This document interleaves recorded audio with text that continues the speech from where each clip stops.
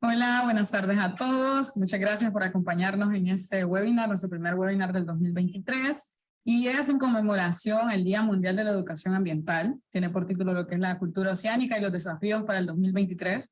Y estamos muy felices porque el día de hoy pues nos acompañan tres grandes expositoras que trabajan y tienen experiencia en lo que es en la conservación y en la cultura oceánica en sus países. Tenemos a lo que es Yolanda Sánchez, la coordinadora de Relato, Daniela Hill, directora de la Fundación Amiguitos del Océano, y Timna Varela, directora de Partner in Education Peer aquí en Roatán. Les damos la bienvenida. Muchas gracias, chicas, por acompañarnos el día de hoy. Esperemos que este webinar en realidad le ayude mucho a la gente a conectarse con lo que es la educación ambiental, más que todo en la parte marina. Espero que sea de mucho provecho y antes de darle las palabras, solo recordar a las personas que nos pueden hacer sus preguntas a través de, abajo dice QIA, ahí pueden realizar sus preguntas o si nos están viendo por Facebook también pueden escribirnos sus comentarios y al final del conversatorio pues daremos respuestas a esto. Bienvenidas. Muchas gracias, María José. Muchísimas gracias. Muchas gracias, María José, por la invitación. Sí, bueno, hablo en nombre de las tres, con que yo creo que nos hace mucha ilusión estar celebrando hoy este día, que es súper importante para nosotras, de la educación ambiental, pero además en algún minuto del día las tres conversamos de qué bueno que hoy vamos a tener un ratito para charlar juntas, como qué divertido poder compartir un poco este tipo de conversaciones que cada vez que nos juntamos nosotras se dan, como que conversamos de estos temas, reflexionamos sobre estos temas. Entonces, qué bueno que nos den el espacio para hacerlo abierto y compartirlo con más personas que además puedan, ojalá, sumarse a la conversación, hacernos preguntas, motivarnos con sus reflexiones también, otros puntos de vista que quizás nosotras no tenemos. Así que muchísimas gracias por la oportunidad. Para mí, como decía María José, yo soy, bueno, estamos las tres dentro de la Red de Educación Latinoamericana para el Océano. Y bueno, esta red la fundamos hace como, pues ya va a hacer 2 añitos y medio, creo, y con la única intención de que se den estas instancias, ¿no? De conversar entre personas que les interesa la educación marina, trabajan en educación marina, y poder compartir un poco nuestras metodologías y nuestros aprendizajes, y de esa manera hacer más fuerte el plan, ¿no? De hacer más fuerte lo que es la educación marina, la presencia, de profesionalizarla y trabajar desde diferentes aristas. Entonces, no sé si las chicas quieren decir algo así como de inicio, antes de que veamos las preguntas que nos ha preparado el equipo de Roatán Marine Park. Yo, bueno, me sumo a las palabras de Yoli, creo que estamos súper emocionadas, felices de celebrar este día, que bueno, está enmarcado en educación ambiental, pero que nosotros lo vivimos, lo sudamos y tenemos todo el corazón puesto en el océano, así que compartir océano con todas las personas que nos están viendo de diferentes partes del mundo, para nosotras es un honor y muchísimas gracias por esta invitación y qué linda aventura la que vamos a hacer. Como dice Yoli, también sería súper importante ver desde dónde están, qué tipos de contextos también hay en sus países, si hay algún tipo de comentarios o sugerencias también para poder iniciar una conversación y poder ver y analizar también otros contextos que son fuera de nuestra experiencia y que también es algo que nos enriquece también a nosotras. Así que bienvenidos todos y me encanta estar con las sirenas aquí compartiendo el piso. Yo creo que comparto la misma alegría que ustedes, porque sí, realmente no hay mejor cosa que comenzar este año, ¿verdad? Poder esparciendo esta semillita de cultura oceánica y más aún de que nuestro planeta es más océano que otra cosa, ¿verdad? Yo que si por mí fuera, me gustaría llamarle el planeta, bueno, es el planeta azul, pero es no tanto planeta Tierra, nuestro planeta azul. Apoyo esa emoción. Muchas gracias, chicas. En realidad, pues también para nosotras es muy emocionante poder compartir la experiencia que ustedes tienen en esta área y bueno, darla a conocer, ¿verdad? A todas las personas que nos están viendo. Y bueno, como dijo Yolanda, pues empezamos el conversatorio. Solo permítanme les proyecto las preguntas. Ahí está. Entonces, abre, ¿verdad? Explicándonos qué es cultura oceánica, porque es un término nuevo. Normalmente estamos más relacionados a qué es la educación ambiental. Esto es como un concepto nuevo, ¿verdad? En la parte de educación ambiental. Entonces, si nos empiezas a hablar un poco sobre cómo llega a Latinoamérica, cómo se va expandiendo. Bueno, es un tema un poquito delicado, ¿eh? Porque cultura oceánica, aunque es el nombre que más se está usando, todavía genera cierto ruido y no está tan aceptado en algunos lugares. Y esto tiene que ver un poco con los problemas que a veces tenemos con la traducción de algunos términos del inglés, pero el término en sí, que es Ocean Literacy, lleva más de 20 años siendo trabajado por personas que hacen investigación en el área de la educación marina. Todo esto nació entre varias personas con la inquietud de decir, bueno, siempre que hablamos de educación ambiental, finalmente nos referimos casi siempre a lo terrestre. Y hay toda una parte de océano, como decía Timna, que no estamos considerando cuando hablamos de educación ambiental. Vamos a ser específicos y vamos a hablar de educación marina. Y bueno, para poder intentar definir un poco en un marco teórico qué es la educación marina, se definió este término, el Ocean Literacy, y se definieron 7 ideas básicas o principios básicos que resumen 7 grandes ideas sobre el océano. Cada una de estas ideas se va a abrir en un montón de información, pero lo que se supone que en un principio nació era buscar que la gente entendiera esas 7 ideas básicas para poder tomar decisiones responsables sobre el océano. De esa manera, la Ocean Literacy se definía como entender cómo el océano me influye en mi vida diaria y cómo yo influyo cada día en el océano. Pero claro, no es solo entender esta información que estamos teniendo, que son estos 7 principios con un montón de contenidos, sino también poder usar esa información para la toma de decisiones responsables y al mismo tiempo saber comunicar esa información, ¿vale? Esas son como las 3 principales ideas que se definen desde Ocean Literacy. ¿Qué es lo que nos pasa? Que cuando lo traducimos al castellano, por un lado se le empieza a llamar alfabetización oceánica, término que provoca un poquitín de urticaria porque es como si la gente no supiera nada sobre el mar, no ser un analfabeto del mar. Y no es real, hay gente que sabe mucho y no tiene que ver quizá con los 7 principios que hablamos. Y por otro lado se empieza a traducir como cultura oceánica, que parece que acomoda un poco más el término, pero que también genera como un debate entre qué es la cultura. La cultura es tener información científica, la cultura es si yo estoy acostumbrado a vivir en el mar y sé perfectamente a qué hora cambia la corriente, la luz, la arena, si viendo la arena sé si hay, cómo está la corriente afuera. Eso es cultura oceánica también, ¿no? Ese tipo de información, cómo estamos arraigados a la tierra y al mar, se queda un poco fuera de estos principios. Entonces se genera un poco una discusión que hace muy difícil el término, yo creo que ahí las chicas me van a apoyar, creo que finalmente se ha decidido tomar más el término de cultura oceánica, creo que también un poco, no sé si impuesto, pero sí por altas instituciones que han tomado este término y lo han ido como expandiendo y al final nos hemos ido acomodando a lo que hemos visto que más se usaba, y eso es cultura oceánica en este caso.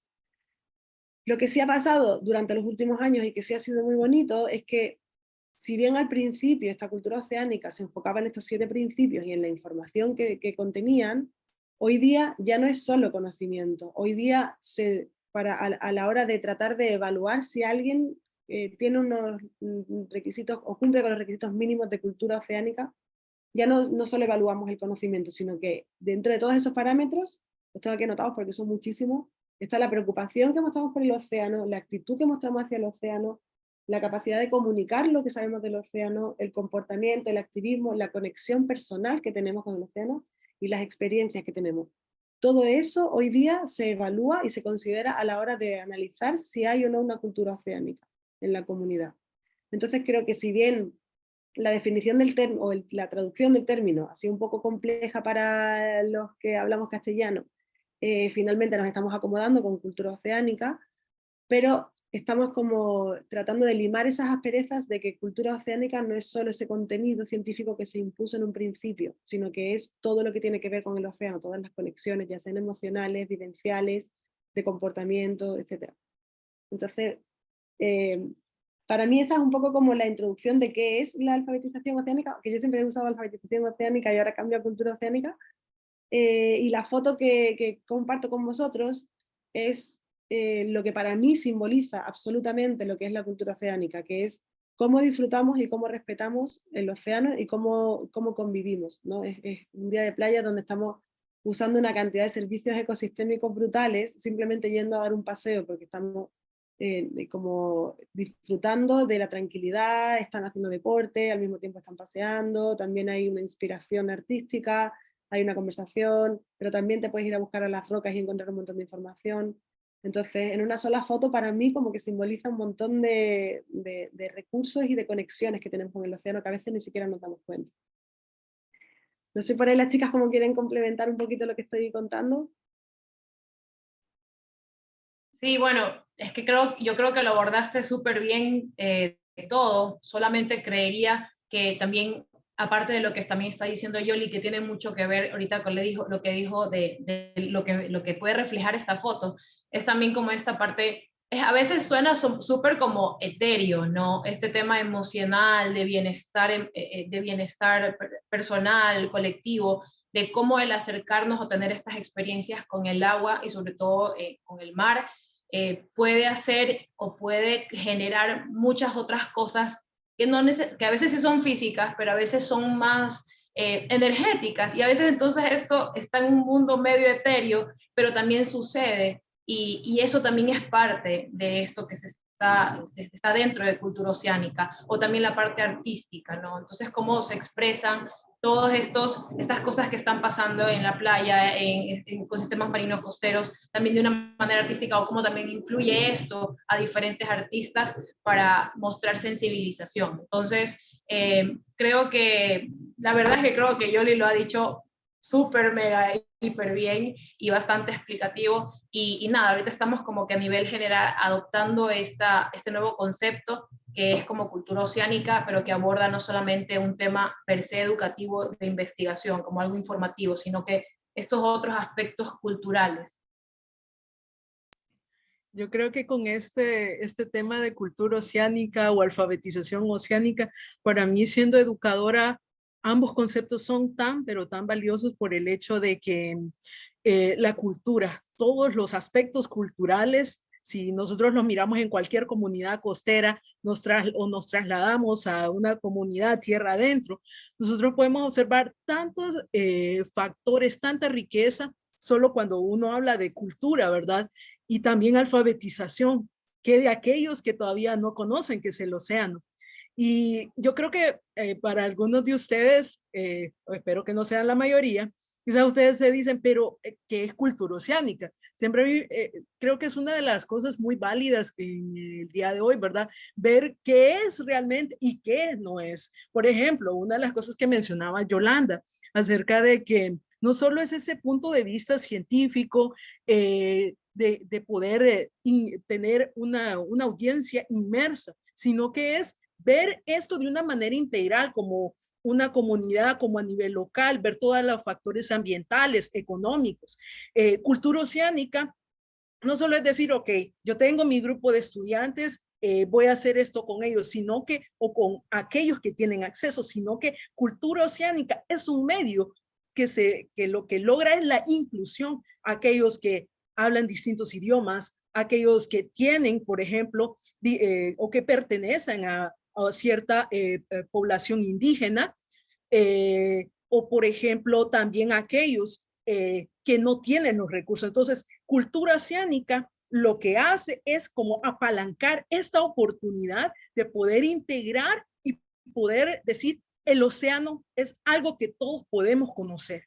También es una forma, cultura oceánica, es una forma como nosotros también, los que trabajamos de distintos sectores, cómo podemos tener ese enfoque multidisciplinario y podemos proveer recursos educativos. También, una de las cosas que me gustaba mucho de lo que mencionaba Daniela es que en cultura oceánica no solo es conocimiento, sino ver cuál es la conexión que nosotros tenemos, cómo se pueden ir creando valores, fortaleciendo esos valores, actitudes y sobre todo desarrollar competencias. Y creo que esa es una de las cosas que por lo menos yo me siento feliz al estar compartiendo con ustedes, porque creo que el cultura oceánica es un océano, es un mar que nosotros podemos descubrir tantas cosas y que podemos conectarnos. Y por eso es que creo que nosotros también estamos en esta ocasión con mucho gusto, ¿verdad? Compartiendo con ustedes lo que es cultura oceánica. No, claro, bueno, en definitiva creo que ha quedado un poco más explicado, ¿verdad?, lo que es este concepto de cultura oceánica, y algo que tocó Timna, pues muy importante, eso de que no solamente hablar de la cultura oceánica porque estamos cerca de la costa, en nuestro caso, ¿verdad?, que estamos aquí, sino que también se puede inculcar pues en otras zonas, tierra firme, por ejemplo, en nuestro caso aquí en Honduras, ¿verdad? Porque al final y al cabo, pues toda acción tiene una reacción y muchas veces todas esas cosas van a dar a lo que es a nuestros océanos y creemos que no es así. Entonces, por ejemplo, si nos pueden hablar de cuál es el contexto, ¿verdad? Cómo está lo que es la cultura oceánica, ya sea a través de su ONG o en su país o en sus comunidades. No sé, chicas, si quieren que empiece yo. ¿Sí? Ya, entonces sí, María José, ¿me pasas la siguiente diapositiva, porfa? Que, bueno, aprovechando un poquito la introducción que hice de Relato, ¿no?, que es esta red de educación latinoamericana para el océano, que ojalá que todas las personas que nos están viendo hoy se sumen, está relatooceano.org, es una red gratuita a la que pueden inscribirse y en la que estamos continuamente compartiendo información, sobre todo a través de redes sociales, de Instagram, para estar como un poco informados sobre lo que está pasando en educación marina, ¿no? Y bueno, esta red funciona con diferentes coordinadores y coordinadoras en los países de Latinoamérica y el Caribe. De hecho, Daniela es nuestra coordinadora en Ecuador y Timna en Honduras. Y lo que nosotros hemos intentado y que conseguimos el 2021 es organizar el primer encuentro de educación marina de Latinoamérica y el Caribe. Y en este encuentro, que era gratuito, en línea, participaron más de 500 personas. Fueron 5 días de actividades sin parar y aprovechándonos de que podíamos hacer esta instancia gratuita, quisimos de alguna manera cobrar esta entrada, o cobrar la entrada o la inscripción al Congreso a través de un cuestionario.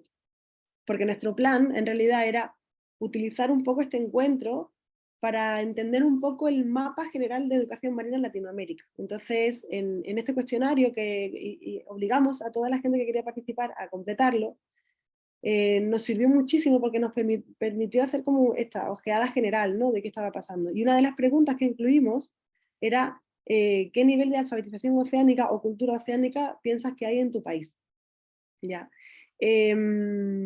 Este gráfico nos deja ver un poco las personas que participaron, que hubo un desnivel en cuanto a participantes, hubo muchísimos más participantes de Brasil que de otros países, pero las personas que participaron en general, ¿cuál era la opinión que ellos tenían sobre estos niveles de cultura oceánica?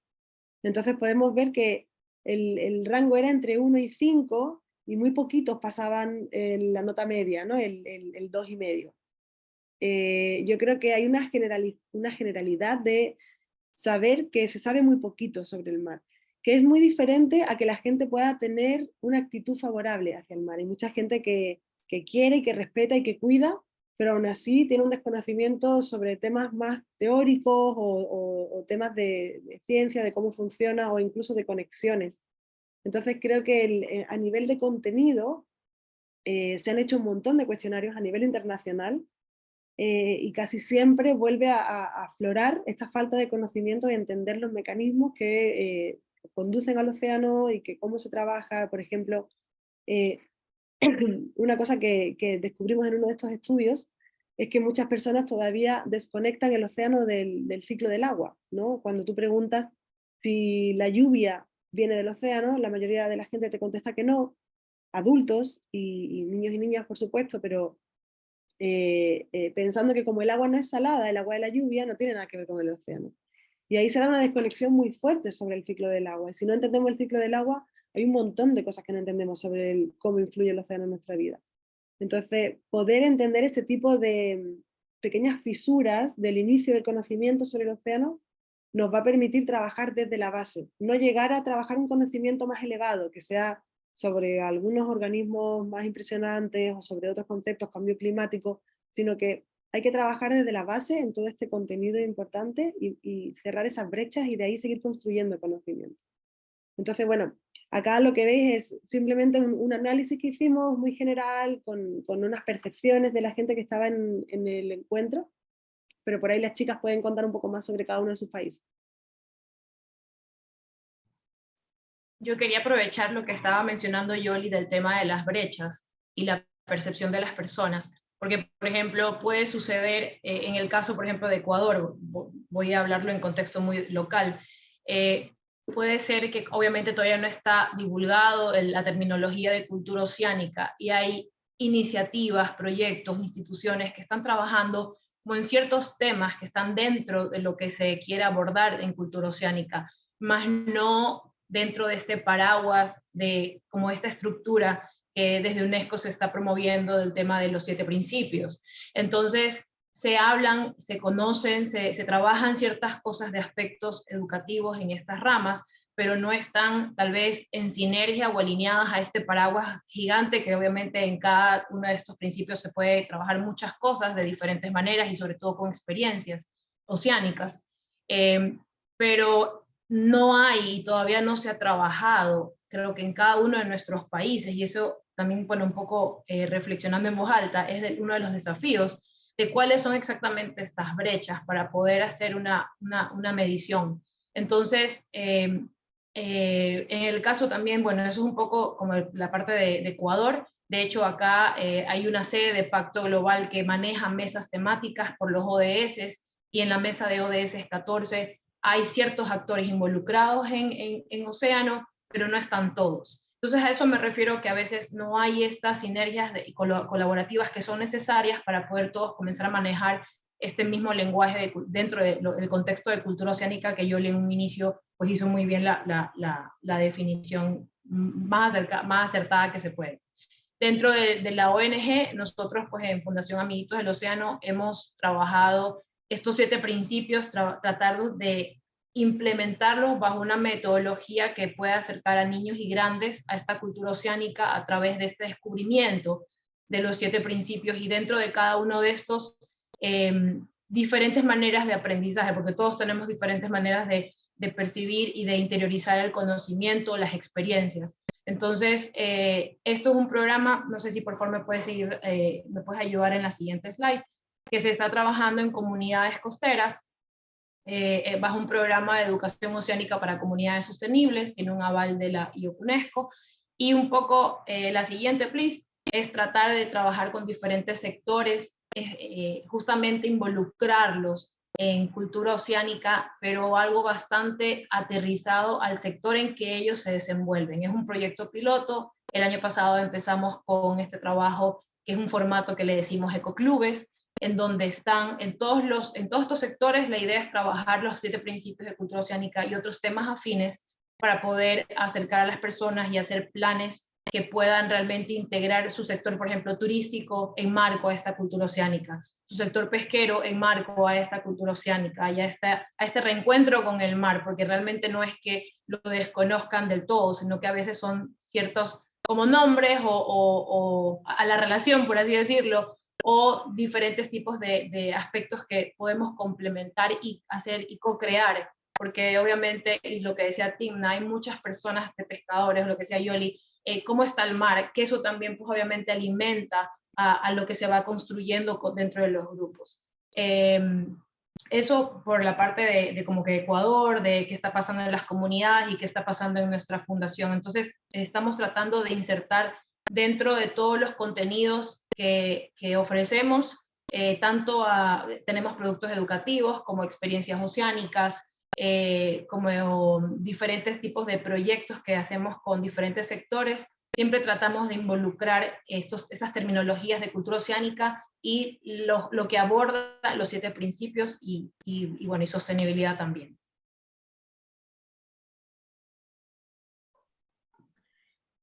Bueno, ya por la parte, lo que es cultura oceánica en Honduras, sí, uno de los, por lo menos de los hitos que podemos mencionar, de lo que se ha realizado, es que para el 2020, cuando estábamos todavía en el coordinando lo que era el programa de educación ambiental en Roatán Marine Park, en conjunto con las educadoras ambientales de los 4 municipios de Islas de la Bahía, pues nos sentamos, redactamos lo que fue el Manual Bienal de Educación Ambiental, ¿verdad?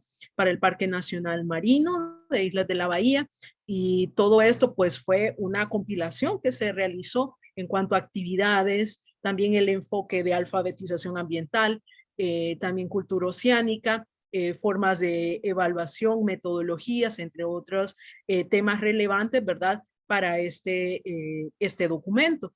Luego entonces ya para el 2021, con fondos de Sustainable Ocean Alliance, se logró comenzar con Roatán Marine Park, también con Partners in Education Roatán, lo que es un proyecto piloto de integración de la cultura oceánica en el currículo nacional básico.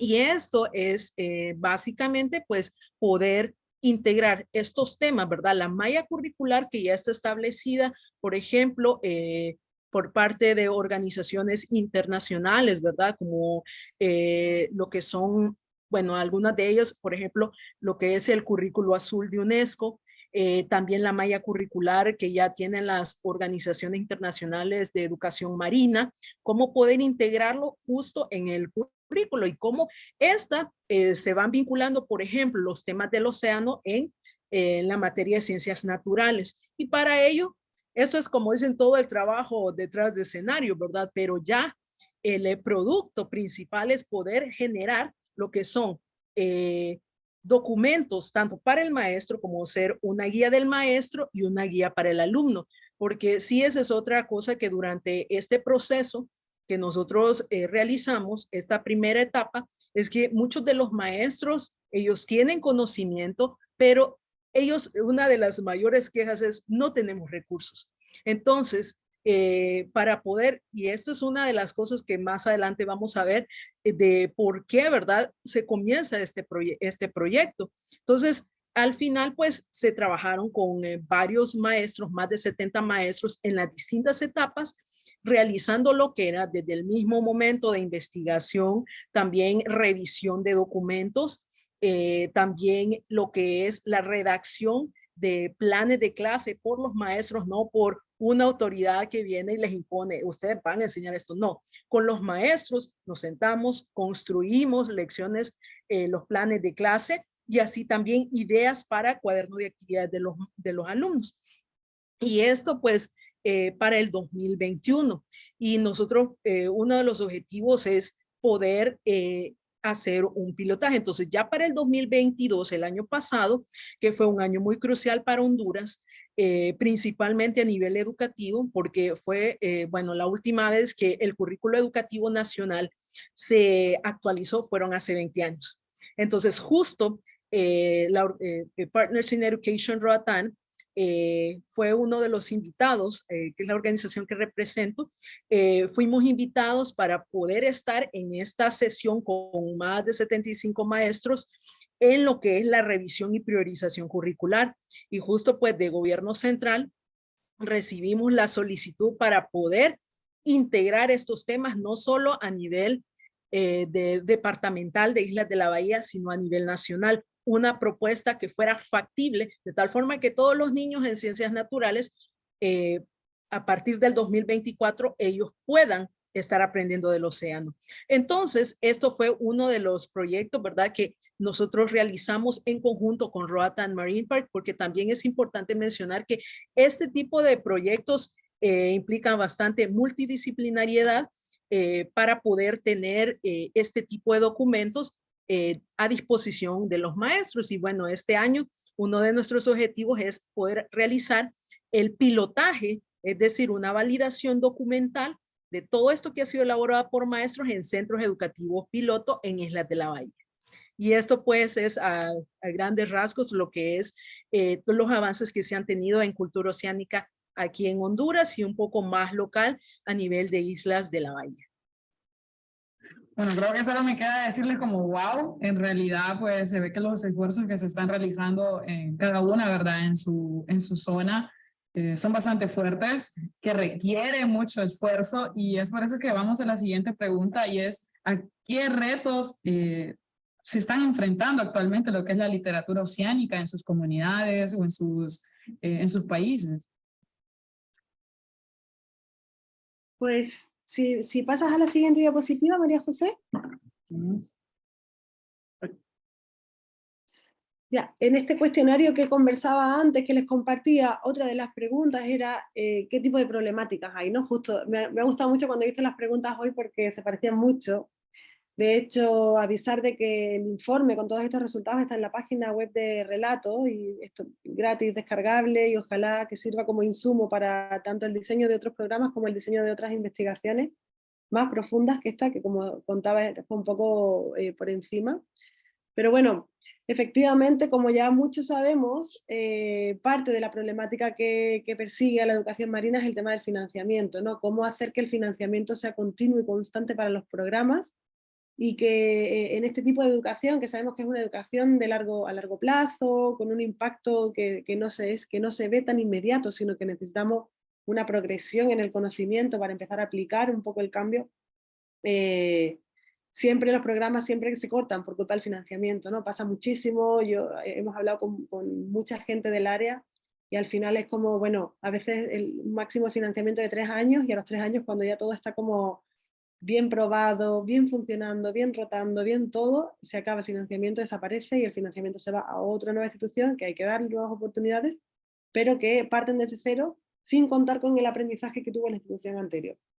Entonces muchas veces yo siempre hablo del tiempo, ¿no? De que en temas de educación marina y en educación ambiental también, muchas veces no se considera el tiempo real que llevan las cosas, ¿no? Estamos acostumbrados a que si diseñamos un programa, en el programa nosotros vamos a poner en la lista que hay una charla tal día, tal colegio, tanta cantidad de estudiantes, y tal día, tal ciudad, tanta cantidad de estudiantes.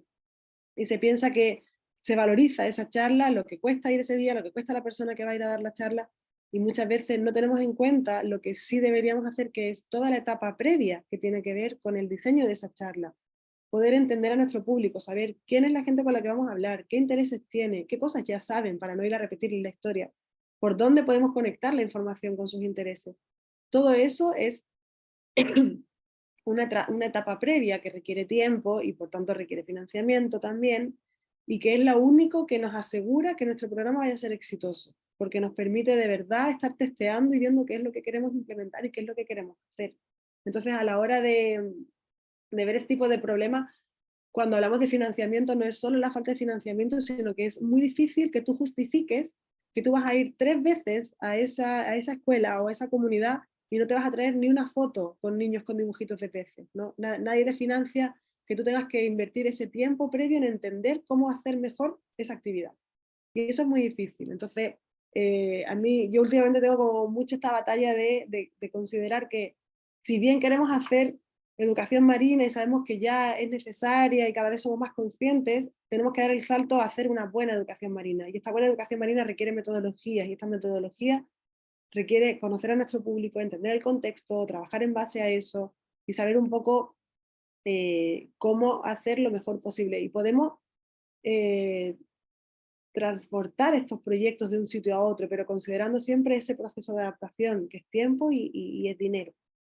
Entonces creo que ese es uno de los problemas más grandes. Y después, si veis y analizáis un poco la lista que hay en este gráfico, además del financiamiento, pues la integración de las ciencias del mar en la malla curricular, que como decía Timna, se está resolviendo en algunos sitios y cada vez más, implicando también la formación docente en temas marinos, que eso también ha sido una carencia grande durante muchísimos años. El interés de las instituciones más públicas, gubernamentales, en mover este tipo de proyectos, en alinear este tipo de proyectos también, porque pasa en muchos países que educación marina le puede corresponder tanto al Ministerio de Medio Ambiente como al Ministerio de Educación, como a veces al Ministerio de Pesca y Agricultura. Entonces, como que va cambiando y todos se reparten los roles. Y al final hay 3 proyectos andando que no están conectados. Y eso es súper difícil. Y insisto de nuevo que una de las cosas por las que aparece Relato en toda esta historia es: vamos a unir fuerzas y dejar de estar tirando proyectos muy parecidos, tirando financiamiento, sino conectar un poco las fuerzas, los aprendizajes y tratar de hacer algo un poquitín más poderoso.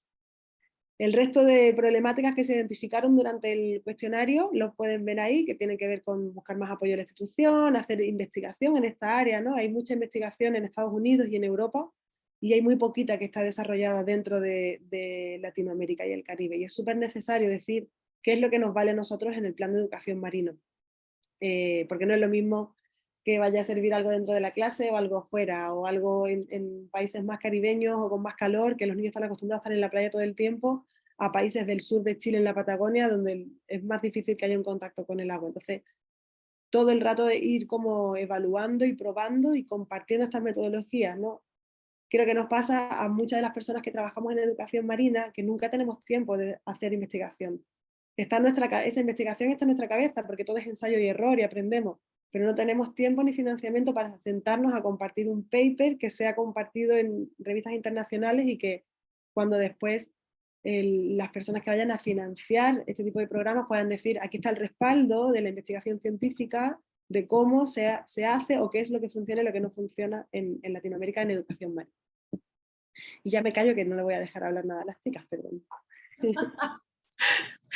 A ver, bueno, sí, yo creo que es la verdad nuevamente, yo creo que cuando se aprovechó en el Congreso para poder tener esta información, yo creo que también fue para todos los que participamos, fue como un desahogo, así como que ayúdame Freud, todo el mundo estaba, porque si vemos, esto es un copy-paste en todos los países de Latinoamérica, o en la mayoría, y definitivamente una de las cosas que yo quería adicionar a lo que yo le estaba diciendo es que tenemos que destruir o trabajar muchísimo en la reconstrucción de lo que verdaderamente es la educación ambiental, porque todo el mundo tiene como estos prejuicios o paradigmas de lo que se ha venido haciendo, que con mucho esfuerzo muchas personas lo tratan de hacer, pero hay tantas otras nuevas cosas que se deberían o que estamos tratando de incluir, de innovar con mucha creatividad. Yo creo que aquí una de las cosas claves y uno de los, también de los desafíos es ser como súper creativos y no sé si la palabra es recursivos, como tratar de ingeniártelas para hacerla. Y algo que yo siempre digo y trato de exponer es de que educación ambiental es un proceso, no es algo como que tan puntual, como decía Yoli, tal vez la gente ve solo una charla, pero como algo súper puntual, pero eso requiere muchas otras cosas en el antes, en el durante y en el post visita y el seguimiento. Y este proceso realmente no está siendo valorado, tal vez por la sociedad, por las instituciones gubernamentales, no sé, por los medios. Entonces sí creo que algo muy importante es primero hacernos como hacer las paces con el océano, porque creo y considero que por mucho tiempo hemos estado dándole la espalda. Ha habido mucho tiempo que obviamente porque es más fácil trabajar en ecosistemas terrestres, es más barato trabajar en ecosistemas terrestres, es más próximo, más accesible y asequible. Entonces, por mucho tiempo se ha enfocado el esfuerzo en ecosistemas terrestres. No quiero desvalorizar, obviamente, porque como dice la Queen of the Heart, Silvia Earle, no blue, no green, no azul, no verde, pero es este tema de la complementariedad. Pero entonces, ¿qué pasa? Debemos, y en ese sentido va lo que digo, que hay que hacer las paces con el mar, de regresar a ver hacia el mar y tratar de entender y revalorizar todo este proceso que realmente es lo que es la educación ambiental. Y sobre todo, para que exista este tema también de financiamiento, yo creo que sí hay que como que alarle un poquito más las orejas al sector público. Yo trabajé por casi 10 años en el sector público y créanme bueno, pasan muchas cosas y eso es otro tema, pero sí es importante que, como dice Yoli, acá al menos en Ecuador, hay tema de educación ambiental, es Ministerio de Educación y Ministerio del Ambiente. Y muchas de las veces ni siquiera hay como un trabajo en equipo. Entonces, es un desafío creo que para todas nuestras organizaciones y proyectos, iniciativas, tratar de ser como intermediarios para poder ver de qué manera podemos hacer sinergia. Pero porque sin la ayuda de esta parte gubernamental, que por ejemplo lo que decía Tigma, que me parece genial, que en Honduras puedas ya tener como dentro de la malla curricular. Nosotros tenemos en educación ambiental en Ecuador una estrategia de educación ambiental, pero está súper enfocada en temas terrestres, mayormente enfocada en temas terrestres. Entonces, cómo hacer que también desde estas esferas gubernamentales puedan concebir estos conceptos nuevos de cultura oceánica para que sean integrados en la malla curricular de nuestros países, de los que todavía no estamos, no hemos podido lograrlo, y que realmente pueda haber ese trabajo en equipo. Yo creo que eso es un poco también de los desafíos, porque cuando ya suceda eso y realmente revaloricen, valoricen y entiendan toda esta estructura y todo lo que se quiere trabajar como proceso, yo creo que ahí viene algo del tema del financiamiento. Creo que ahí puede fluir un poco más el tema de financiamiento. Sí, creo que, bueno, yo coincido bastante con ustedes, ¿verdad? En estos temas, ¿verdad? Que son muy clave, especialmente para los desafíos que tiene la cultura oceánica. Y yo pues trasladándome a mi territorio, a donde estamos trabajando, una de las cosas que nosotros, por lo menos, siempre tratamos de pensar es esa vinculación, ¿verdad? De distintas instituciones, ¿verdad? Para poder desarrollar, para poder estar enfocados en esos objetivos que hay a nivel local y a nivel global. Y que uno de nosotros, pues, por lo menos en cuanto a educación, siempre para mí surgen las preguntas. ¿Qué tanto nuestras autoridades, por ejemplo, están al tanto de que una de las metas para el 2025 de UNESCO es que en los centros educativos, en la currícula escolar, puedan estar integrados los temas de cultura oceánica? ¿O qué tanto, por ejemplo, nuestras autoridades o aquellos que son los tomadores de decisiones están sabidos de cuáles son las acciones que se deben de tomar para proteger el océano?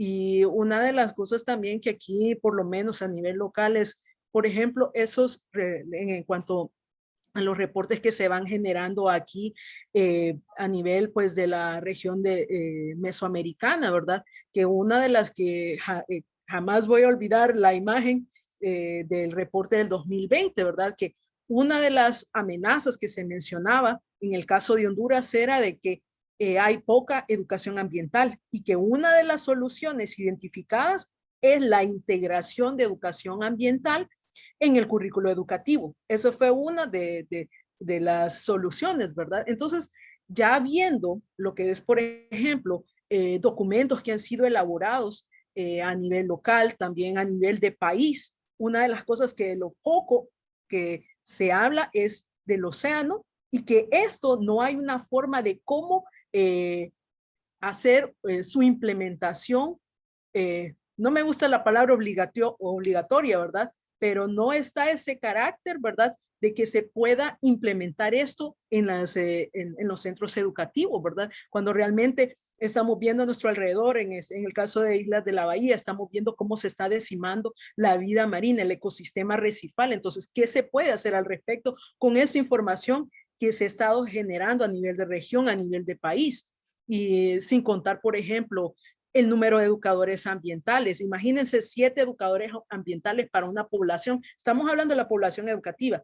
Y aquí en Islas de la Bahía, una población educativa de más de 15,000 estudiantes. ¿Qué van a hacer 7 educadores ambientales con toda esa población? ¿Cómo se puede alcanzar a esa población? Y que no solo estamos hablando de niños, estamos también, además de esto, integrando más de 200 docentes. Y detrás de esos docentes, detrás de esos alumnos, tenemos padres de familias, madres que dependen del recurso marino costero. Entonces, ¿cómo se puede lograr un mayor impacto, verdad? Entonces, por eso se habla también de la integración curricular, pero ¿qué sucede? Tiempo atrás se han desarrollado, por ejemplo, documentos, pero ¿cuál es el problema? Que estos documentos se han desvinculado de los tomadores de decisiones. Y por eso uno de los desafíos es cómo lograr que tanto instituciones, por ejemplo, que ya tienen políticas establecidas a nivel global, vaya por un ejemplo, por mencionar UNESCO, que ellos ya tienen el currículo azul, tienen todo lo que es el marco de cómo se puede implementar a país y cómo esto se puede vincular con educación ambiental, temas prioritarios del área marina protegida, temas prioritarios ambientales para el país, cómo todo esto también se puede vincular con las necesidades que hay a nivel de país, necesidades educativas. Y quizás aquí es donde también una de los desafíos que se tiene es como, por ejemplo, un niño que no sabe leer ni escribir va a aprender del océano primero. Entonces, que esas van a ser una de las primeras preguntas que muchos van a tener. ¿Cómo vamos a lograr esto cuando es algo que también se puede vincular con otras áreas de aprendizaje? Entonces, estos desafíos, ¿verdad? Son uno de los que nosotros hemos podido identificar, por lo menos aquí a nivel de país, y que también es un micro ecosistema de lo que es la situación de cultura oceánica a nivel de Latinoamérica. Bueno, vemos que tenemos muchos retos, ¿verdad? Con los que hay que ir lidiando poco a poco. Pero bueno, a pesar de esto, pues sabemos que hay, como dicen, todavía hay esperanza en nuestras áreas. Por eso, de manera puntual, preguntarles a usted, ¿verdad? ¿Cuáles son las proyecciones a futuro de lo que es la cultura oceánica? O sea, ¿qué creen que es lo que va a suceder, digamos, de aquí a unos 5 años? ¿En qué punto va a estar lo que es la cultura oceánica? Yo creo que esta pregunta es ¿qué creemos que va a pasar o qué queremos que vaya a pasar? Entonces, es difícil. Yo tengo la siguiente diapositiva, para mí es el ejemplo de lo que yo quiero que pase, ¿no? Y lo que llevo diciendo toda esta charla, que es el trabajo colaborativo, ¿no? Acá tienen todos los representantes de los diferentes lugares de Latinoamérica para relato. De hecho, por ahí leía una pregunta que si teníamos coordinador en Costa Rica, y ahí está Gainer en la esquina, que es quien nos representa en Costa Rica. ¿Eh? Pura vida. Para mí, o sea, yo creo que afortunadamente, al darse la década de los océanos desde las Naciones Unidas, creo que se está desarrollando un movimiento muy global, muy bonito, que respalda mucho esta necesidad de la cultura oceánica, ¿no? Y creo que al tomarlo una institución de tanto peso y tan potente, aunque sea un término que lleva muchísimos años ya dentro de nuestras cabezas, de repente empieza como a estar en un ámbito más compartido, más público, más político también, más tomador de decisiones, y creo que lo está posicionando, ¿no? Se está posicionando mucho la educación marina. Cada vez hay más, se entiende más sobre el tema a la hora de entender la necesidad de este financiamiento que hablábamos antes, y entender un poco el por qué hay que darle una continuidad a estos programas. Para mí, insistir un poco en lo que decía antes, ¿no? El cómo entre todos y todas nos unimos para poder entender cómo hacerlo mejor, ¿no? Cómo unir fuerzas y dejar de competir, que es normal, que muchas veces somos muchas instituciones pequeñitas tratando de buscar los mismos financiamientos. Entonces, unir fuerzas en tratar de desarrollar algo conjunto. Y respaldar mucho algo que también nació un poco desde el comienzo de Relato, que es que, por ejemplo, sobre todo en el territorio latinoamericano, donde continuamente se están llevando a cabo la implementación de nuevos proyectos de áreas protegidas, seguir trabajando con la idea de que cada vez que se desarrollan estas áreas marinas protegidas es necesario desarrollar un programa de educación en paralelo. No vale con seguir creando lo que hoy día llamamos parques de papel, ¿no? Estos parques decretados y firmados por el gobierno, pero que finalmente no tienen una conservación efectiva. Entonces, acompañar esos parques marinos, esas áreas protegidas, con programas de educación, requieren que a la hora de tomar las decisiones haya expertos y expertas en educación marina que puedan dar su opinión y que puedan contar lo mismo que estamos compartiendo hoy nosotras, que hace falta tiempo, que hay que conocer bien el contexto, que hay que tener muy en cuenta todos los términos que hoy día son súper relevantes, como la equidad, la justicia ambiental, la inclusión, y trabajar todo eso con el tiempo previo a la preparación de cualquier tipo de programa educativo. Y eso finalmente es unirnos todos y decir, vamos a profesionalizar el área de la educación marina, y para hacer educación marina se necesitan estos requisitos, y solamente a través de eso lo vamos a hacer bien. Entonces, para mí un poco va en esa dirección, ¿no? O me gustaría, por eso te decía qué es lo que va a pasar y qué quiero que pase, cuál es la diferencia. Pero para mí me encantaría que fuera un poco en esa dirección, ¿no? En fortalecer relatos, en trabajar más juntos y juntas, y en profesionalizar más todavía el área, ¿no? En visibilizar el por qué no cualquiera puede trabajar en educación marina, a no ser que se forme y se capacite para poder hacerlo, buscando los objetivos que buscamos todos en esto de la conservación ambiental. Por ahí, chicas, no sé si comparten algo parecido o tienen otras ideas. Sí, yo también, bueno, ese es yo sinceramente sí, o sea, obviamente, lo quiero, pero yo sí lo veo Y yo creo que también hay varias cosas que están pasando alrededor del mundo a nivel, o sea, ya como hablando a nivel global, que también están y van a favorecer mucho más la inclusión de la cultura oceánica, toda esta educación marina dentro de diferentes contextos. Yo le hablaba de la década del océano, que eso es como un paraguas que nos permite integrar de diversas maneras e implementar en territorio en diferentes partes en la TAM el tema de cultura oceánica, pero también ahorita, por ejemplo, en noviembre que hubo en Uruguay, están ahorita también a nivel global desde la UNEP tratando de ver este tratado vinculante, y eso es algo súper importante, y dentro estuve leyendo como que los considerandos y también están queriendo incluir temas educativos dentro de este tema para terminar la polución plástica. Y que sea un tratado vinculante jurídicamente para los países miembros es como un golazo, por así decirlo. Entonces, yo sí creo que están habiendo, ya tenemos creo que a nivel nacional en cada uno de nuestros países normativas a las que podemos coger para poder alinear la parte de los procesos de educación oceánica, pero también están dándose a nivel global cosas mayores que también nuestros países, sí porque sí, tienen que también sumarse, porque lastimosamente estamos yendo muy despacio.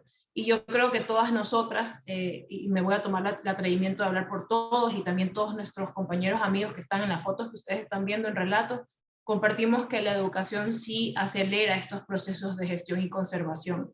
Y creo que por eso todos estamos aquí y estamos tratando de sumarnos todos en este bote de cultura oceánica para poder ir todos hacia un mismo sentido. No tiene sentido que cada uno vaya para su lado. Entonces yo sí creo que se están alineando un poco más los astros a nivel global y que también eso nos va a ayudar en Latinoamérica mucho para implementar y aterrizarlo cada uno bajo nuestros contextos, porque obviamente es algo que tenemos que considerar a la hora de ver cómo lo vamos a hacer en cada uno de nuestros países con todos sus sabores, tintes y colores. Pero yo la verdad es que sí proyecto que pinta muy bien, y sobre todo en el trabajo de relato, como que tenemos ya tenemos un gran equipo, es un poco tratar de definir más esta ruta, ¿no? Como en la TAM nosotros quisiéramos y pudiéramos trabajar en conjunto para ir acelerando estos procesos que se requieren. Y nuevamente, como ser este punto de apoyo en la parte gubernamental, desde la sociedad civil, para ver cómo se profesionaliza y cómo se implementan metodologías que todos podamos compartir y que sean medibles, porque ese también es otro, también es el desafío, ¿no? Pero yo sí creo que la proyección de educación marina se va a ir fortaleciendo, pero que necesitamos también mayor difusión y entendimiento de las autoridades y otros sectores para que se nos vea como algo realmente más referente y lo que es de importante realmente, que es muy importante. Yo creo que además de lo que ustedes han mencionado, pues creo que a nivel de región, cada uno de nosotros tenemos, o a nivel de país, tenemos esa visión de qué esperamos, ¿verdad? De aquí a un par de años. Y una de las cosas que yo siempre, desde que he estado inmersa en en este océano valga la redundancia, de la cultura oceánica, una de las cosas que siempre he soñado y que es que aquellos que trabajan directamente, por ejemplo, en el sector educativo, puedan hacer el efecto multiplicador, ¿verdad? Desde el salón de clase, porque muchos de los centros educativos, por ejemplo, están en comunidades costeras, familias que dependen de estos recursos, familias, padres, madres que viven y tienen esa conexión ancestral con el mar. Entonces, que también de una u otra manera comenzar con con estas generaciones, con las generaciones más jóvenes, a implementar esto. Y por lo menos creo que a nivel de Honduras, pues uno de las proyecciones es que por lo menos en un par de años, pues en un 60%, por ser muy optimista, ¿verdad? Los centros educativos en Islas de la Bahía puedan estar implementando, ¿verdad? También se pueda expandir este tipo de proyecto piloto, por ejemplo, en la zona norte de nuestro país, en la zona sur y también en los diversos centros educativos, que también puedan existir iniciativas, ¿verdad? Que puedan ir encaminadas también a lo que es a la conservación, ¿verdad? De nuestros océanos. Y una de las cosas que también lecciones, ¿verdad? Que han quedado por lo menos de eventos de años anteriores a nivel global, es que se debe buscar la multidisciplinariedad, esta vinculación interinstitucional para que no solo sea un sector, por ejemplo, medio ambiente, Ministerio de Educación, sino que también las otras organizaciones, otras instituciones puedan estar también en estas mesas, también tratando de promover cultura oceánica, porque al final la educación hace la diferencia y aún más si nuestras comunidades conocen el recurso del cual ellas dependen, del cual ellas habitan y que ellos entonces puedan apreciar y puedan también abogar, ¿verdad? Por por la protección, la conservación de estos recursos. Entonces creo que esa es una de las proyecciones que por lo menos a nivel de educación, ¿verdad? Tenemos. Bueno, gracias, chicas. Ya estamos llegando casi al final. Tenemos varias preguntas, les aviso desde ahorita. Pero ya para cerrar, pues nuestra última pregunta es básicamente desde su experiencia, ¿qué consejo le darían a una persona o organización que quiere entrar en el tema de cultura oceánica?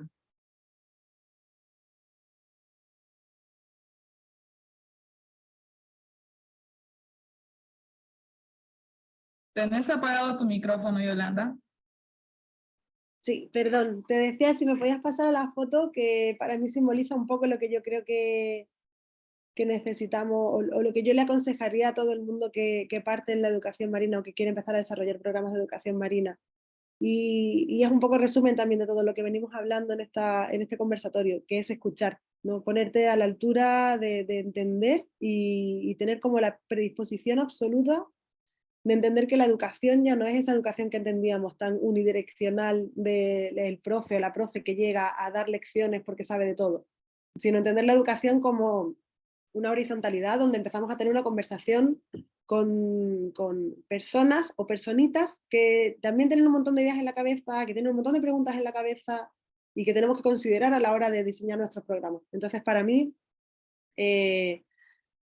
yo respaldo mucho el trabajo en educación a través de la pregunta, de la indagación, de la curiosidad, de despertar el interés, muchísimo más allá que el conocimiento en sí. El conocimiento hoy día lo encontramos en cualquier lado. Si tú metes en internet cualquier tres conceptos, vas a empezar a encontrar información por todas partes. Lo importante es que alguien quiera buscar esos 3 conceptos en internet. Entonces creo que poder despertar ese interés en alguien requiere hacer esa conexión de poder escuchar, de poder entender.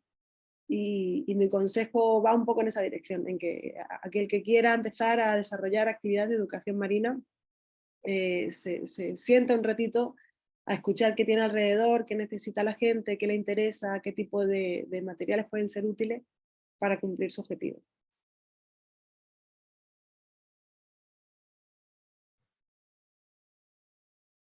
Bueno, yo también coincido con lo que dice Yoli y también ahí creo que voy a retomar esta palabra que dije en una de las preguntas anteriores del tema de creatividad.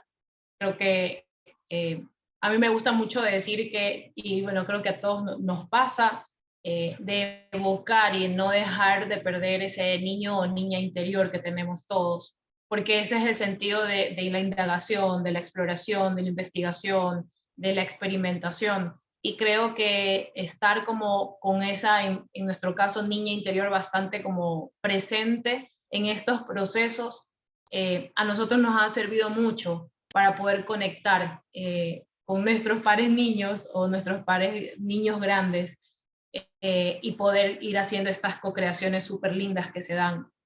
Yo creo que eso, y ponerle mucho corazón. Yo también digo, hay que trabajar con corazón y de corazón. Y yo creo que también los niños y las personas con las que colaboras comienzan a percibir también esto y se comienza a hacer, a crear esta magia. El océano, créanme que hace su magia ahí y nosotros somos como un poco mensajeros que estamos aquí como tratando de de hacer estas conversaciones marinas con las personas que se involucran. Pero muy aparte de esto, de que es realmente como el proceso educativo o de esta co-creación que se hace, yo sí estaba reflexionando en el tema de la pregunta, y algo que me parece súper importante traerlo en base a lo que habíamos hablado de los desafíos del financiamiento, es aparte, porque bueno, la mayoría de las personas que estamos en educación marina, y por favor corríjanme chicas, somos de perfiles técnicos que venimos de estudios de biología, de ingeniería ambiental, de sonografía, como esta parte y área técnica, que porque vimos tal vez un tipo de desconexión entre la parte teórica, experimental, investigativa, con las personas que son quienes realmente todos somos importantes para hacer sinergia, y creo que por eso nos volcamos también al tema de educación marina.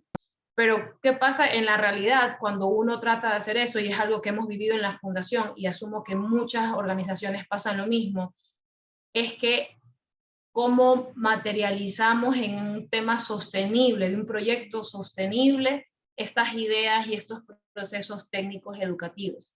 Y uno de los consejos que pudiera dar es que también pensemos no solamente de manera técnica, sino como emprendedores. Yo por cosas de la vida caí en un coworking que era totalmente ajeno a mi área de profesión y mi background, y realmente aprendí muchísimo, y esa experiencia con personas totalmente distintas a mi profesión fue algo que me ayudó a entender desde otra perspectiva el tema de emprendimiento para poder aplicarlo dentro de la fundación y que podamos nosotros realmente ser sostenibles. Todavía no es algo que tenemos ya como en blanco y negro, seguimos trabajando y siempre hay oportunidades de mejora, pero creo que es un consejo que les va a ahorrar muchísimo tiempo que tal vez nosotros en un inicio por este espíritu muy técnico de tratar de trabajar con las personas y las comunidades y de enfocar un poco bastante en el tema educativo, pero no en cómo vamos a hacer que pase y que se logre y que se mantengan estos proyectos. Y fue algo que desde un inicio fue bastante batalla, de manera personal y como organización. Entonces, sí quería como que traer ese consejo para que también lo piensen, porque es importante, si tienes una idea y un proyecto de cómo eso va a sostenerse, como decía Yoli, no solamente es ir a hacerlo, sino también qué va a pasar. Y también otra cosa importantísima que también nos ha pasado es que cuando vamos a tocar puertas, en un inicio funcionó muy bien el tema de, hemos podido trabajar con más de 10.000 personas, pero el tema educativo es un intangible, y el tema también cada vez, por así decirlo, y hablando también como en términos de emprendimiento, cada vez el mercado y las empresas o a quien tú vas a tocar puertas se vuelven más exigentes, y está bien porque nos hacen como que exigirnos más y subir más la vara. Entonces, también yo aconsejaría que dentro de las metodologías que ustedes trabajen, también tengan indicadores y tengan métricas puntuales de qué pasa, no solamente decir beneficiamos a X número de personas, sino que, ok, ¿qué pasó con ese número X de personas con las que nuestra organización ha intervenido? En la fundación el año pasado fue como un año súper crucial en el que con Bea nos sentamos y dijimos, no, ya, a ver, escribamos, tenemos esta metodología y esta es la fase 1, 2, 3, 4, y para cada fase estos son los indicadores, y de ahora en adelante todos los programas, no sé qué, los enfocamos. Entonces, eso también es súper importante para que cuando ustedes vayan a tocar puertas, o para que también podamos compartir entre otros pares qué está pasando, podamos tratar de hablar un poco más en cómo la educación ya no queda como en este intangible, sino que cómo realmente se traduce a acciones concretas. Entonces, por ejemplo, en nuestro programa de EcoClub, después de 10 meses los niños hacen sus proyectos que han hecho, que es el seguimiento que hacen, y entre otras cosas más. Entonces, sí es importante este tema de thinking out of the box, del tema emprendimiento, ser creativos, para ver el tema, pensar también en la sostenibilidad del proyecto que quieren emprender, y tener estas métricas que te pueden ayudar muchísimo a que sea mucho más palpable y visible este intangible que es la educación, pero ser mucho, y lo último, porque sé que estamos con tiempo límite, pero que creo que es importante compartirlo, porque ha sido nuestra experiencia, es tratar de ser bastante estratégico, como pensar, ok, ¿qué hay en mi país de instrumentos que me puedan vincular? En el caso de nosotros nos ha ayudado mucho el tema de los objetivos de desarrollo sostenibles y es algo que a mí me da, como que me da la cancha de investigar con quién nos queremos aliar, tocar puertas y como que ver, mira, esto tenemos como un punto de sinergia, tenemos esta cosa en común. Entonces, ser estratégicos en ese sentido para buscar apoyo. Eso es de mi parte lo que pudiera compartir, que nos ha servido, que seguimos explorando y que seguimos ahí viendo. Yo siempre digo, nada está escrito en piedra, así que espero que también esto les resuene. Sí, yo creo, bueno, en parte ustedes ya han mencionado, ¿verdad? Muchas cosas que son importantes. Solo recuerdo las palabras, ¿verdad? De nuestra gran heroína del Gran Azul, Sylvia Earle, que ella menciona que no importa dónde nosotros vivamos, pero todos estamos conectados con el océano. Entonces, ¿qué podemos hacer nosotros? Quizás ahorita nos están escuchando de repente estudiantes, quizás autoridades, personas así como ustedes y yo, ¿verdad? Normales, sociedad civil. Una de las cosas es, de cualquier instancia nosotros podemos conectarnos con el océano, conociendo, aprendiendo un poco más. Ahora hay tantos recursos en línea, ¿verdad? Y les invito también para que puedan visitar, por ejemplo, en el sitio web de Relato, donde ellos tienen varios recursos que están disponibles y que incluso ustedes pueden también obtener algunas ideas, especialmente si están trabajando en un área marina protegida o en algún área protegida en general, ¿verdad? Que les pueden dar ideas para poder replicarlas. Así también ustedes conocen alguna organización cercana que está haciendo esfuerzos de cultura oceánica, apóyenlos. El voluntariado es muy importante, ¿verdad?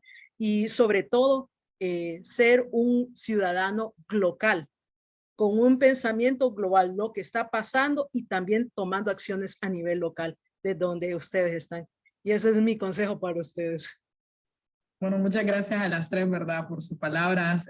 Con esta parte, pues terminamos más que todo sobre este conversatorio sobre cultura oceánica. Por lo visto, pues ha levantado muchas inquietudes en nuestro público. Así que vamos a dar paso a las preguntas. Tratemos un poquito de ser un poco breves porque tenemos varias preguntas y queremos pues que el público, digamos, quede contento. Entonces, la primera es relacionado, bueno, dice, yo quería comentar que conozco niños y niñas que no conocen el océano por el lugar en el que viven. Dentro de esto, tengo una duda, dice, ¿cómo hacer acercamiento hacia personas que no tienen ningún interés por el océano debido a que no han interactuado con él? Nos escriben desde Ecuador y dice que son de zonas o pueblos rurales. Se los dejo a la que quiera contestar. Bueno, ahí voy a tomar la palabra porque como es de Ecuador, para que pueda dar un poquito, ¿no? No sé cómo, Thais, bueno, Thais, mucho gusto, mi nombre es Daniela, yo vivo en Guayaquil. Cualquier persona de cualquier país, esto es de manera general, que tenga algún proyecto o que sea de algún país que vea que investiguen también en Relato para que se puedan unir, porque la idea es un poco también unir más fuerzas y ser más esta comunidad tan linda. Y contestando tu pregunta, hay diferentes maneras. Yo he visitado algunas comunidades en el área de Pichincha, a los alrededores de Quito, y una de las cosas que funcionó muy bien, porque obviamente sí es un poco, entre comillas, más fácil estar con comunidades costeras y que tienen al vecino ahí y está como bastante visible y perceptible, pero algo que funciona mucho cuando así no tengas un río cerca son los audiovisuales. Entonces, te pudiera aconsejar, nosotros en la Fundación tenemos un canal de YouTube, tenemos mucho material gratuito que puedes utilizar, hemos creado con la Universidad Casa Grande cápsulas, y como que una nutshell de diferentes tipos de temas ambientales para que las puedas ver, y tenemos ahí también diferentes tipos de audiovisuales y cortos, un corto que hicimos que se llama Despertar Azul, que también es local. Algo que también tratamos de hacer es que vean los niños cosas que sean locales de Ecuador para que lo puedan enfocar y puedan, cuando vayan, tengan la oportunidad, si que tienen la oportunidad de hacerlo, puedan reconocer un poco qué hay aquí en mi país. Entonces, sé que no tenemos mucho tiempo, pero cualquier cosa, si necesitas más ayuda, puedes escribirnos un mensaje directo en nuestra cuenta de Facebook o de Instagram, Amiguitos Océano, y con gusto pues podemos ahí ayudarte o facilitarte algún tipo de información extra. Ok, gracias. Bueno, creo que esta pregunta Yolanda la había mencionado al inicio. Están preguntando sobre la coordinación de educación marina en Costa Rica. Tu micrófono, Yolanda. Tenemos de coordinadora a Steiner, que trabaja allá, no recuerdo lo mismo, chicas, ¿vosotras recuerdan cómo se llama el parque en el que él trabaja? Isla de Cocos. De Coco. Todas las personas que están colaborando como coordinadores y coordinadoras en Relato están en la página web. En la página web que tratamos de hacerla lo más completa posible y todo ha sido un trabajo voluntario. De hecho, esperamos seguir como actualizándola poco a poco. Ahí están sus emails para que puedan contactarlos, saber en qué trabajan y poder estar en contacto con ellos y con ellas. También en la página web está el botón de inscripción para Relatos, en el que también esperamos como empezar a hacer una serie de envíos de emails actualizando la información. Está todo lo que contaba Timna sobre los recursos educativos. Hemos tratado de hacer una recopilación y desde aquí invitamos, si es que hay alguien que tenga recursos educativos que quiera compartir en Relato, nosotros lo que hacemos es que anexamos el link para que vayan a sus páginas y a sus recursos, para también darles visibilidad a sus espacios. Pero este material educativo está también en la página y el informe en el que yo he basado algunas de las respuestas de hoy. Entonces está como bien completita y además hay un mapa donde nosotros hemos intentado ir instalando cada una de las iniciativas de educación marina que hay en Latinoamérica y el Caribe. No está para nada completo, hay muchísimas más, pero seguimos añadiendo poquito a poco. Así que ahí pueden agregar sus iniciativas, agregar sus herramientas educativas, inscribirse a Relato, etc. Ok, bueno, hacerles mención nada más que hemos compartido el link de Relato, ¿verdad? En el chat, ahí lo pueden encontrar también para que vayan directamente. También tenemos otra pregunta que dice, ¿cómo se relaciona la literatura oceánica con los ODS?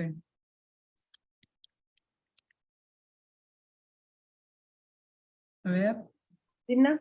Sí, sí, una de las cosas que en el caso de cultura oceánica, pues se habla de una vinculación con todos los objetivos de desarrollo sostenible. Desde el mismo hecho, por ejemplo, vaya, solo darles un ejemplo sencillo, se vincula con el objetivo número 4, que es educación de calidad, cómo se puede promover lo que es la educación de calidad por medio de la cultura oceánica. Tenemos otros de los objetivos de desarrollo, por ejemplo, el que tiene que ver con las alianzas estratégicas, el objetivo 17. Como nosotros, ¿verdad? Podemos lograr la conservación del océano al vincular con otras, realizar esta sinergia con instituciones gubernamentales, no gubernamentales, entre otras. Entonces, al final, todos de una u otra manera están vinculados con lo que es cultura oceánica y también la misma vinculación del objetivo 14, que es de vida submarina, se conecta con todos y que ese es uno de los objetivos que por lo menos en conversaciones a nivel global de instituciones, ¿verdad? Se menciona de que una de las cosas que se debe buscar es la interrelación de todos los objetivos de desarrollo sostenible con el objetivo número 14, que en este caso pues estamos más conectados con el de vida submarina, ¿verdad? Okay. Bueno, esta pregunta prácticamente va para Timna porque es algo más regional. Entonces dice, ¿cómo podemos vincular esfuerzos a través de un proyecto piloto de cultura oceánica desde el Golfo de Fonseca de Honduras? ¿Qué acciones efectivas realizar desde la Academia Superior UNA para promover lo que es la cultura oceánica? Ok, voy a tratar de ser breve porque yo sé que estamos a contrarreloj. Solo una de las cosas, nos podemos poner en contacto. Segundo, ya tenemos varias personas interesadas que han sido parte de este proceso en el cual nosotros hemos estado vinculando, porque en todo este proceso han estado involucradas personas de la Secretaría de Educación, expertos de currículo, también otras personas que han estado formando parte de un proyecto que se desarrolló en tierra firme en Honduras. Entonces podemos juntar esfuerzos y una de las cosas es saber también, lo primero para cualquier proyecto, mapear, por ejemplo, en el caso de la universidad, a nivel de academia, por ejemplo, quiénes son los encargados a nivel de lo que es currículo a nivel de pensum académico, ya que con ellos son los que se debe abordar este tipo y también poder presentar una propuesta. Yo sé de que en algunos, por ejemplo, en uno de los programas que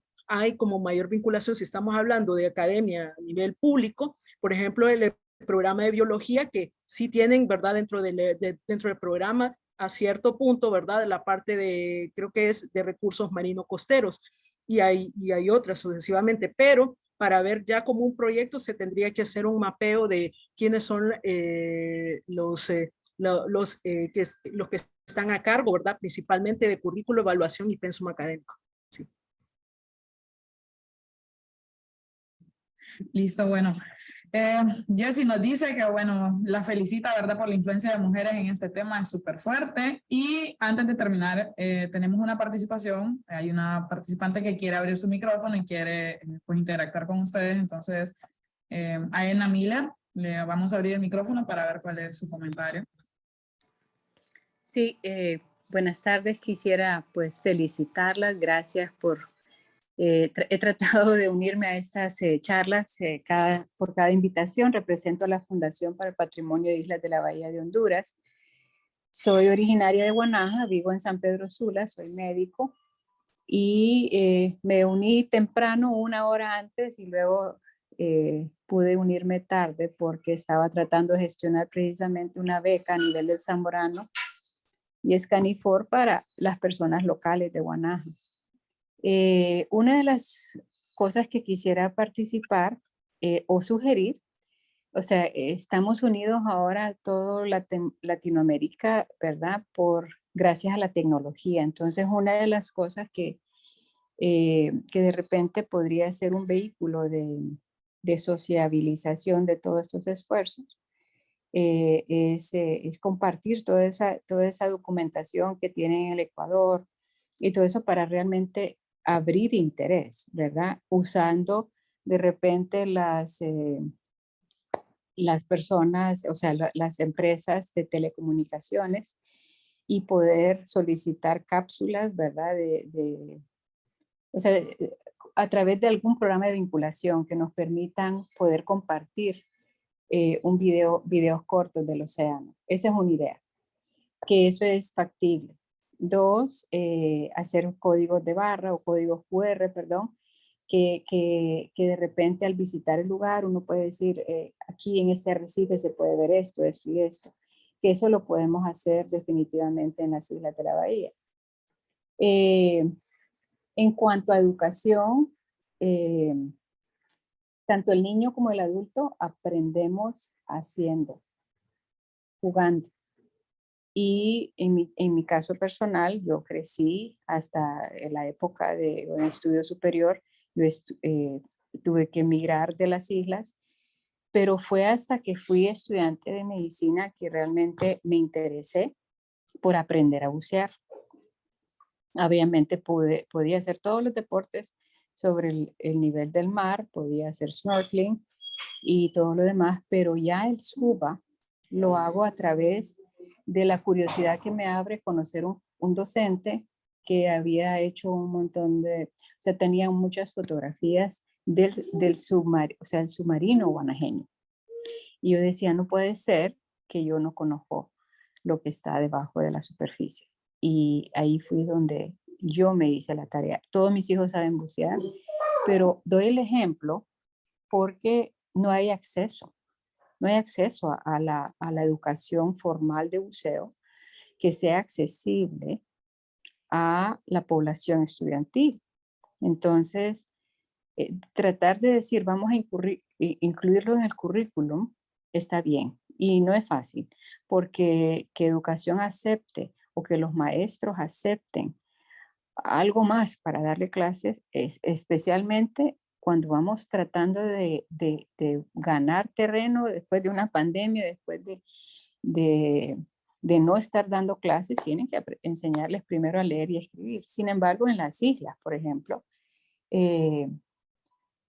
una meta podría ser abrir campo en relación a costos para que el niño tenga acceso a una formación formal o sea, de todos los conceptos de la física y todo, de cómo usar el scuba, ¿verdad? Que para poder ver, porque si no, créanme, no vamos a lograr el objetivo solo viendo películas o solo viendo libros, o que el maestro, como decía una de las participantes, venga y diga, esto es así, así, así, y por eso tenemos que proteger. Sé que muchos esfuerzos se han hecho por hacer los niños participar en lo que es la conservación de los humedales y qué sé yo, pero ellos tienen que ver la belleza debajo o sea, de los arrecifes, tienen que ver el impacto que podemos tener los humanos para realmente entender. Y como le digo, es haciendo, es viendo, Entonces, esa sería una meta, siempre ha sido un sueño de que se pudiera hacer accesible a los niños, por lo menos a los adolescentes, ¿verdad? De lo que es la vida marina. Eso es todo. Muchas gracias. Muchas gracias, Ana, por su participación. Y bueno, con eso terminamos ya nuestra parte de preguntas y respuestas, así que solo me queda decirle, chicas, muchas gracias, ¿verdad?, por este conversatorio del día de hoy. Creo que fue muy productivo, nos informamos bastante y es súper interesante conocer, ¿verdad?, el panorama de otras partes, porque bueno, en mi caso, por ejemplo, estaba más relacionado a Islas de la Bahía y pues hoy el contexto pues quedó un poco más amplio. Así que nuevamente solo agradecerle y pues espero que nos podamos ver en un futuro, quizás en otro webinar o en otro tipo de actividad, así que un gusto. Chao, muchas gracias, muchísimas gracias por la invitación, María José. Muchísimas gracias por dejarnos y permitirnos celebrar este día tan lindo aquí en este espacio. Gracias a todos los que nos están viendo de donde estén. Sí. Gracias. Gracias, Dani y Tina también, un gustazo verlas un ratito. Igual para todos, ¿verdad?, los que nos están viendo, invitarlos a seguirnos en redes sociales de Relato, Amiguitos en Océanos, Peer, Roatán Marine Park, ¿verdad?, para que se puedan seguir informando sobre lo que se está haciendo en cultura oceánica. Así que gracias y hasta la próxima. Chao, gracias. Chao, que estén muy bien.